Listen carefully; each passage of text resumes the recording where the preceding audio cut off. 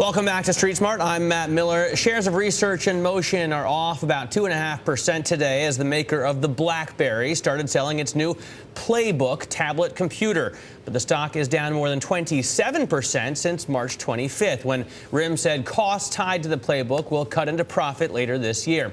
William Blair analyst Anil Doradla? Doradla. I knew I was going to get that wrong, but I'm glad you're here on set to correct me. Anil Doradla grabbed a new PlayBook today. He is ranked #1 by Bloomberg on his calls for his calls on technology stocks. Read your name in print a lot.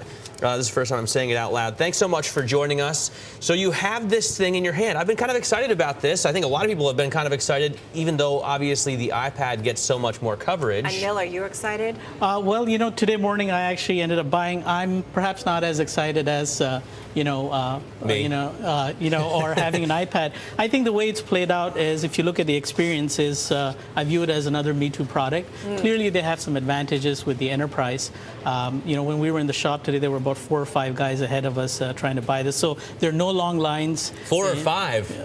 So you weren't waiting there last night with a tent and a sleeping bag? I was not, fortunately. Do you think RIM should just pack it in at this point? No. I think, interesting you bring up that point, but I just wanted to mention that, we focus a lot about the tablet on, whether this is going to succeed or not. But the way I look at RIM at this stage is like a patient going through a triple bypass surgery. If you look at any smartphone, there are 3 core components in it. There's a hardware component, a software component, and an application storefront.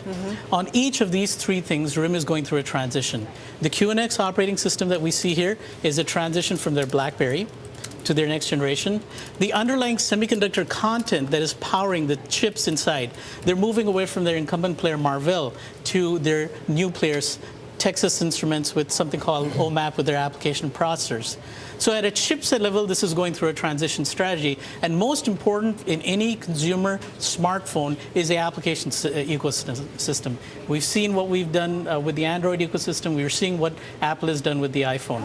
On all these 3 fronts, we're seeing this company transitioning. And the first signs of it that we'll really see will be in their QNX-powered handsets in early 2012. So whether the So it's not about this. It is not about this from my point of view. It is about their ability to successfully execute on the smartphone space, and the earliest we'll see is early 2012. Anil, let me ask you, though, because I feel like, and a lot of people who get these tablet computers feel like they don't want to use regular computers anymore. I walk around my house with my iPad, and the laptop is getting dusty now in a corner. You don't think that tablets are quite as impressive? Oh, no, I didn't say that. What I'm saying is that RIM's tablet perhaps is not as impressive as some of the leading products out there. But you do think that this tablet craze is more than just a fad? Absolutely.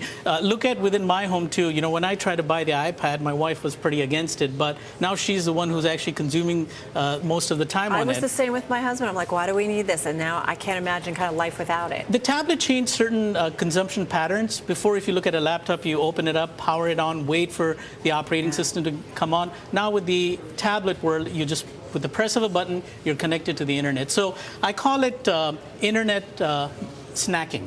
You literally go on, a couple of minutes, and you're off. What about that? We had a story this week on Bloomberg that, the government, the Fed and government officials are moving away from the BlackBerry, and they're embracing the iPhone and the iPad. I mean, that's going to BlackBerry's, RIM's core audience. I mean, corporate America and officials. I mean, does that tend to be then problematic for the company, potentially? And that is one of the key reasons why we've seen that being an overhang on the stock. I think it's a combination of, the iPhone getting into some of the core markets, which is their stronghold in the enterprise. I mean, the financial industry is a good example. Today, you can see a full Bloomberg, application on even your iPad. The financial guys are pretty strict with the security levels, and they're now adopting an iPad. So I think it's good enough for the rest of the guys. What do you think about this here? I mean, the drop in Research In Motion, that was only 1 month. It looks worse if you look at it over a longer period of time. Are they going to be able to bring it back?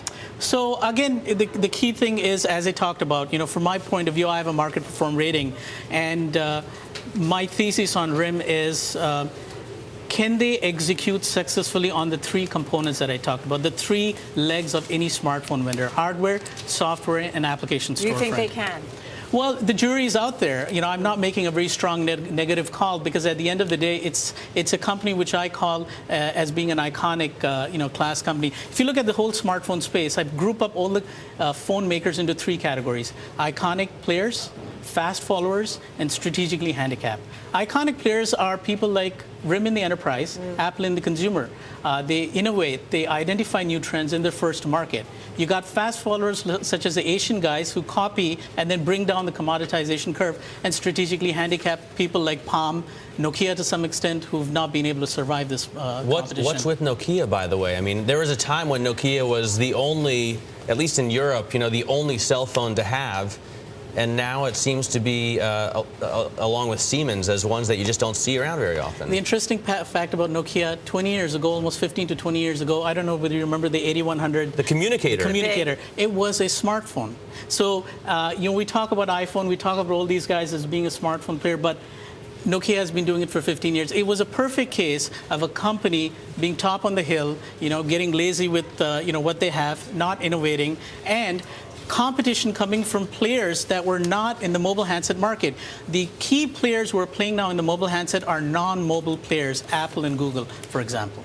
Hey, Anil, thanks so much for joining us. Good really stuff. appreciate it. No, thank you. I'm looking forward to trying that out. If we can get it hooked up here, I'll do it. I know you will.